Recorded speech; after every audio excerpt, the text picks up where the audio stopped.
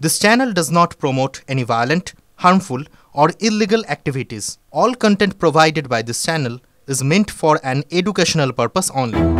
চন্দননগরের বসু পরিবারের পুত্রবধূ ভিক্টোরিয়াকে খুঁজতে ইতিমধ্যেই লুকআউট নোটিশ জারি করা হয়েছে।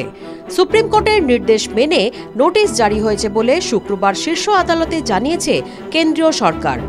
রাশিয়ান যুবতী ভিক্টোরিয়া তার 5 বছরের সন্তানকে নিয়ে কোথায় উধাও হয়ে গেলেন তা অবিলম্বে খুঁজে বের করার নির্দেশ দিয়েছিল সুপ্রিম কোর্ট। বৃহস্পতিবার ওই নির্দেশ দেওয়ার পর শুক্রবার কেন্দ্রের তরফ থেকে জানানো হলো সমস্ত তথ্য। এদিন কেন্দ্রের তরফে অ্যাডিশনাল সলিসিটর জেনারেল ঐশ্বর্য ভাটি জানান, এখনো বৈধ পথে দেশ ছেড়ে পালাতে পারেননি ভিক্টোরিয়া। সারা দেশের সমস্ত আন্তর্জাতিক বিমানবন্দর এবং স্থলবন্দরের তথ্য খতিয়ে দেখে তৈরি করা হয়েছে রিপোর্ট।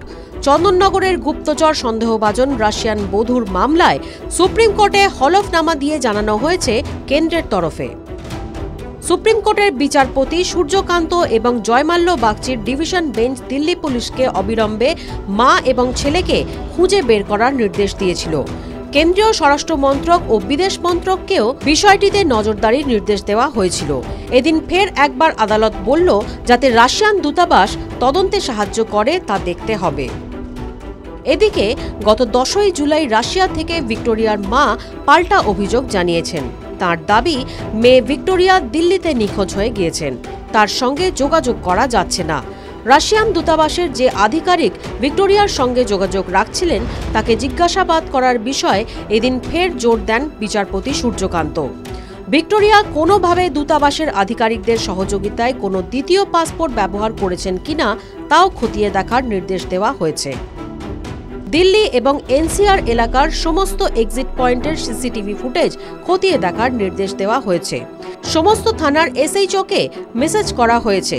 দেশের সমস্ত জেলার পুলিশ সুপারকেও সতর্ক করা হয়েছে। খতিয়ে দেখা হচ্ছে ভিক্টোরিয়ার call record, bank account, social media account. কেন্দ্র জানিয়েছে ভিক্টোরিয়ার অ্যাকাউন্টে 200 টাকারও কম অর্থ আছে। ওই টাকায় কিভাবে গত 11 দিন ধরে ছেলেকে নিয়ে জীবনযাপন করছেন সেটাই সবথেকে বড় প্রশ্ন। দিল্লিতে যে ঠিকানায় বাড়ি ভাড়া নিয়ে থাকতেন ভিক্টোরিয়া, সেখানকার সিসিটিভি ফুটেজ খতিয়ে দেখা হয়েছে। গত 7ই জুলাই দুপুর 2:20 শেষবার বাড়ির সামনে দেখা গিয়েছিল ভিক্টোরিয়াকে। গত 7ই জুলাই থেকে স্কুলেও যায়নি ভিক্টোরিয়া ও সৈকতের ছেলে। কেন্দ্র আরও জানিয়েছে, গত 5ই জুলাই রাশিয়ান দূতাবাসের সঙ্গে যোগাযোগ করেছিলেন ভিক্টোরিয়া, স্বামীর বিরুদ্ধে অভিযোগ জানিয়েছিলেন। পরবর্তী শুনানি আগামী সোমবার। তার আগে অর্থাৎ আগামী 2 দিন ধরে তল্লাশি চালানোর নির্দেশ দিয়েছে আদালত। তদন্ত কোন পর্যায়ে আছে সেই বিষয়ে স্ট্যাটাস রিপোর্ট জমা দিতে হবে কেন্দ্রকে। ভিক্টোরিয়ার স্বামী অর্থাৎ সৈকত বসু ও তার পরিবারের সন্দেহ, গুপ্তচর বৃত্তি করতে ভারতে এসেছিলেন ভিক্টোরিয়া।